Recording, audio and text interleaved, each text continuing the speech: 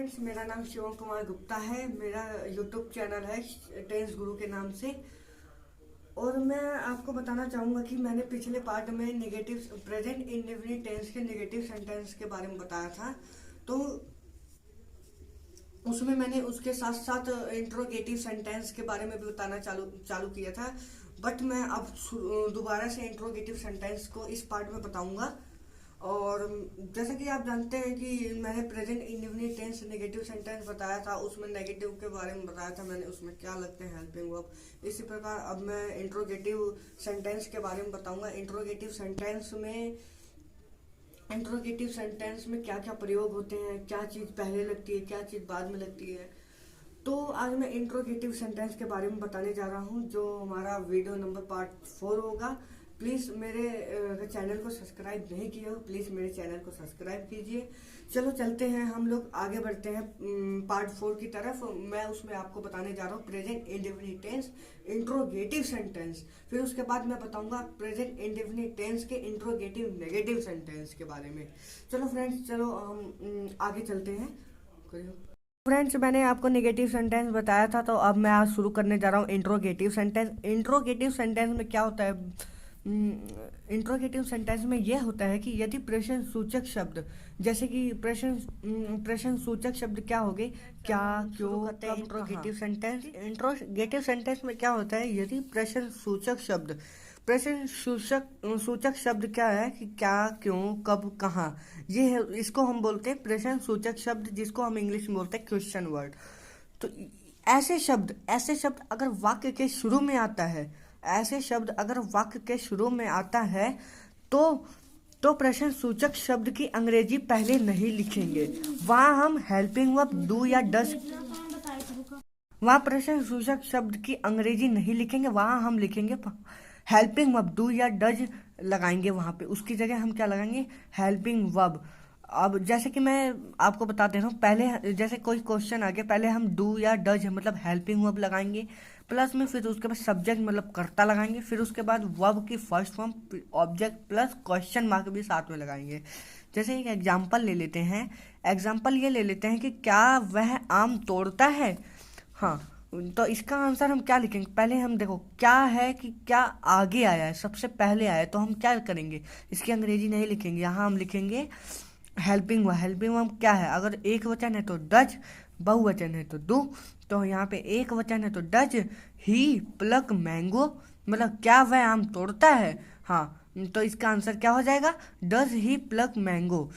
अब सेकंड हम बहुवचन का एग्जांपल लेते हैं। क्या वे रात में पढ़ते हैं?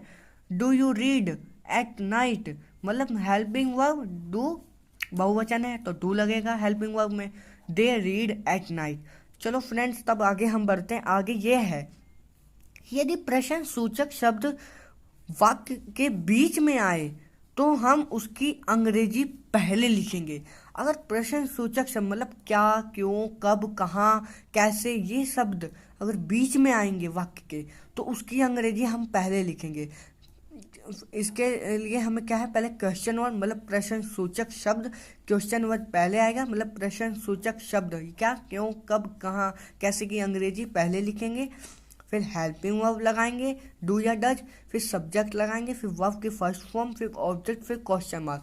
तो यहाँ पे एग्जाम्पल देख लेते हैं। एग्जाम्पल में मैंने देख रखा, हम क्यों खेलते हैं, हम क्यों खेलते हैं, हम क्यों खेलते हैं, क्यों बीच में आया है, क्वेश्चन वर्ड बीच में आया, प्रश्न सूचक शब्द बीच में आया, तो इसकी अंग्रेजी पहले लिखेंगे। क्यों की अंग्रेजी होती है वाई, तो हम वाई लिखेंगे। फिर हेल्पिंग वर्ब लगाएंगे, बहुवचन है तो डू, एक वचन है तो डज, बहुवचन है तो डू लगा है डू। फिर उसके बाद यू, कर्ता सब्जेक्ट हमारा हम है तो यू लगाएंगे। फिर प्ले, खेलते की स्पेलिंग, फिर क्वेश्चन मार्क जरूर लगाना है इसमें। अब हम चलते हैं सेकंड एग्जाम्पल में। सेकंड एग्जाम्पल क्या दिया हुआ है, वह क्या खाते हैं। अब क्या भी बीच में, क्वेश्चन वर्ड बीच में आए, प्रश्न सूचक शब्द बीच में आए, तो इसकी अंग्रेजी पहले क्या की अंग्रेजी होती है? व्हाट। फिर उसके बाद हेल्पिंग वर्ब एक वचन है तो डू, बहुवचन है तो डज, एक वचन है यहाँ पे डज लगाएंगे, फिर ही, फिर इट। ठीक है फ्रेंड्स, चलो फिर हम आगे बढ़ते हैं इंट्रोगेटिव नेगेटिव सेंटेंस के बारे में। बताने वाला था interrogative negative sentence. Interrogative negative sentence में क्या होता है? हिंदी में इसको बोलते हैं प्रश्न वाचक नकारात्मक वाक्य। चलो फ्रेंड्स, तो मैंने आपको पिछले में इंट्रोगेटिव सेंटेंस में बताया था कि यदि प्रश्नसूचक शब्द बीच में आ जाए तो उसकी अंग्रेजी पहले लिखते हैं, फिर उसके बाद हेल्पिंग वर्ब लिखते हैं, फिर उसके बाद हम सब्जेक्ट लिखते हैं, फिर उसके बाद वर्ब की फर्स्ट फॉर्म लिखते हैं, फिर ऑब्जेक्ट प्लस क्वेश्चन मार्क लगाते हैं। तो यहाँ पे क्या है फ्रेंड्स कि इसमें नोट लगाएंगे। कहाँ लगाएंगे नोट? पहले तो हम लिखेंगे प्रश्न सूचक शब्द। अगर वाक्य के प्रश्नवाचक शब्द अगर बीच में आता है तो प्रश्न सूचक शब्द जैसे कि वी, वाई, वाट, ये सब आपको बताया था, तो वो उसकी स्पेलिंग हम पहले लिखेंगे, फिर उसके बाद हम हेल्पिंग वर्ब लगाएंगे, फिर उसके बाद सब्जेक्ट, फिर उसके बाद हम नोट लगाएंगे, सब्जेक्ट के बाद नोट लगाएंगे, फिर उसके बाद वर्ब की फर्स्ट फॉर्म लगाएंगे, प्लस ऑब्जेक्ट लगाएंगे, फिर प्लस क्वेश्चन मार्क। तो हमने एक एग्जांपल लिया है कि हम क्यों नहीं खाते हैं। तो हमने क्यों नहीं खाते हैं, तो इसमें क्यों बीच में आ गया, तो प्रश्नवाचक शब्द की अंग्रेजी पहले आएगी क्योंकि अंग्रेजी वाई।